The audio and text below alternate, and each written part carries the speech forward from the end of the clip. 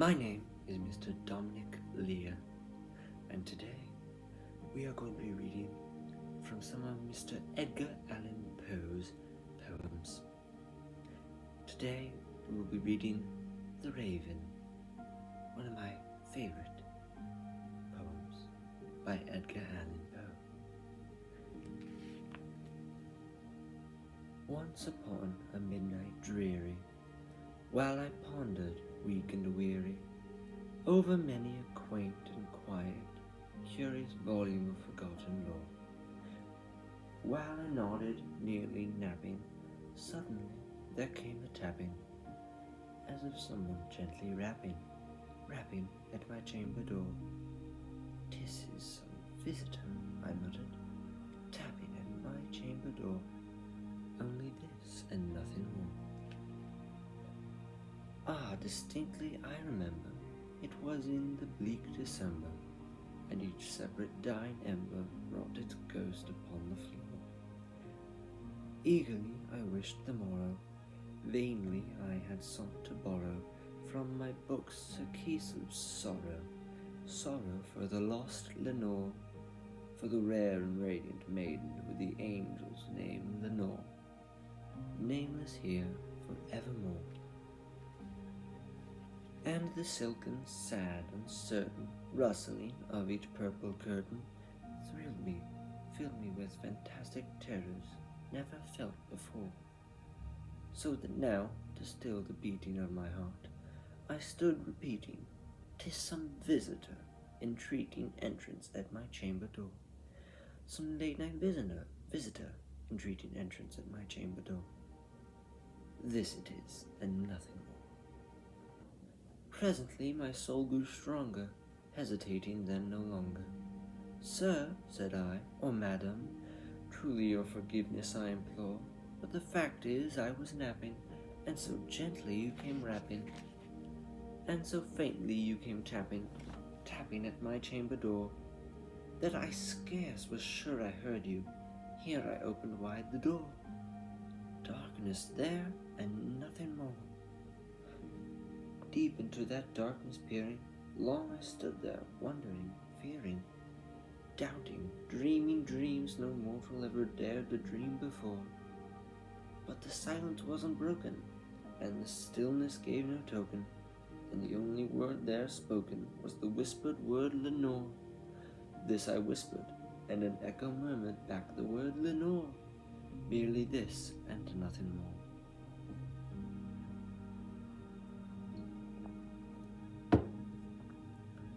Back into the chamber turning, all my soul within me burning, soon again I heard it tapping, somewhat louder than before. "Surely," said I, "surely that is something at my window lattice. Let me see then what thereat is, and this mystery explore. Let my heart be still a moment, and this mystery explore. 'Tis the wind and nothing more." Open here I flung the shutter, when with many a flirt and flutter, in there stepped a stately raven of the saintly days of yore. Not the least obeisance made he, not a minute stopped or stayed he, but with mien of lord or lady perched above my chamber door, perched upon a bust of Pallas just above my chamber door, perched and sat and nothing more.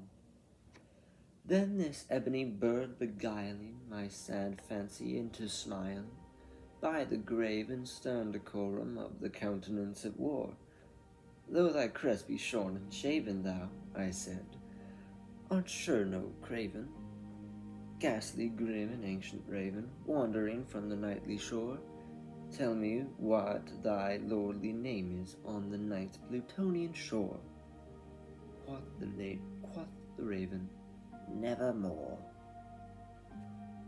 Much I marveled this ungainly fowl to hear discourse so plainly, though its answer little meaning, little reverence he bore, for we cannot help agreeing that no living human being ever yet was blessed with seeing bird above his chamber door, bird or beast upon the sculptured bust above his chamber door, with such name as Nevermore.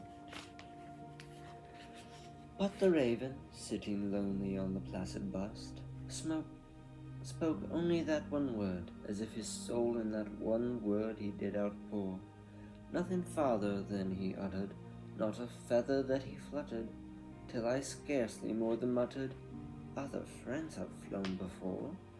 On the morrow he will leave me, as my hopes have flown before."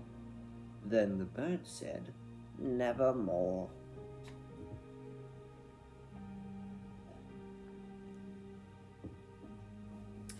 Startled at the stillness broken by a reply so aptly spoken, "Doubtless," said I, "what it utters is its only stock and store, caught from some unhappy master when unmerciful disaster followed fast and followed faster, till his songs one burden bore, to the dirges of his hope that melancholy burden bore, of never, never more." But the raven, still beguiling all my fancy into smiling, straight I wheeled a cushioned seat in front of bird and bust and door. Then upon the velvet sinking, I betook myself to linking fancy unto fancy, thinking what this ominous bird of yore, what this grim, ungainly, ghastly, gaunt, and ominous bird of yore meant in croaking nevermore. This I sat engaged in guessing, but no syllable expressing, to the fowl whose fiery eyes now burned into my bosom's core. This and more I sat divining, with my head at ease reclining on the cushion's velvet lining that the lamplight gloated o'er, but whose velvet violet lining with the lamplight gloating o'er, she shall pass, nevermore.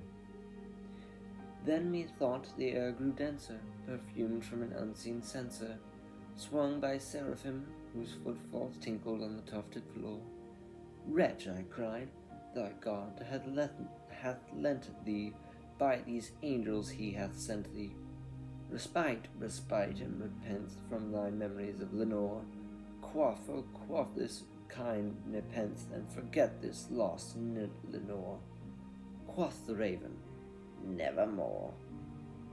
"Prophet," said I, "thing of evil, prophet still, if bird or devil, whether tempter sent, or whether tempest tossed thee here ashore, desolate yet all undaunted, on this desert land enchanted, on this home by horror haunted, tell me truly, I implore, is there balm in Gilead?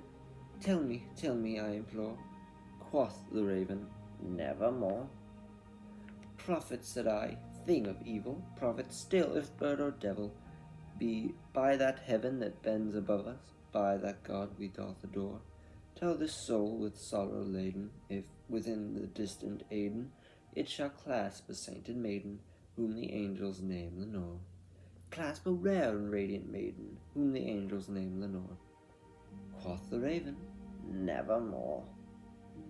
"Be that word our sign of parting, bird or fiend," I shrieked, upstarting, "get thee back into the tempest and the night's Plutonian shore.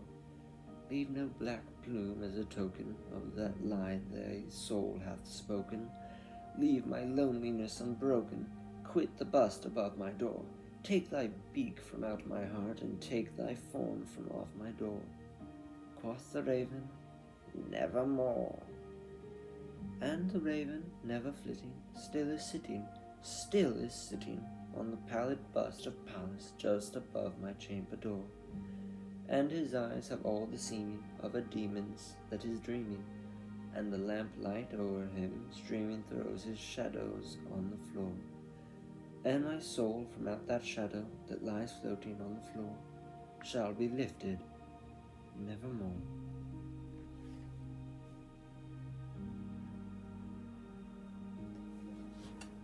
Thank you all for listening to